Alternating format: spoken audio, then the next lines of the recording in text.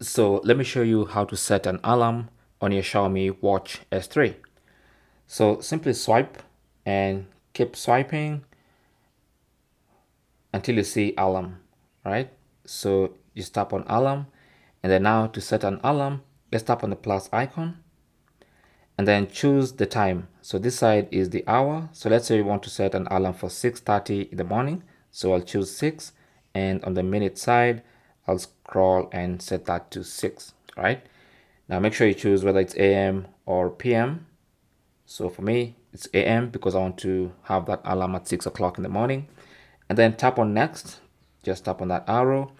And then here you can choose if you want the alarm to repeat. Maybe you want it once, or you want it every day, which is, so you just choose daily, or you want to set custom and choose specific days when you want your alarm. All right. So you can customize all that and then tap on the check mark and your alarm is set. All right. And it's currently on. You can turn it off and on at any time.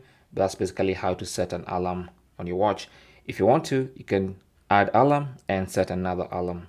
All right. Thanks for watching. Comments and questions down below, and good luck.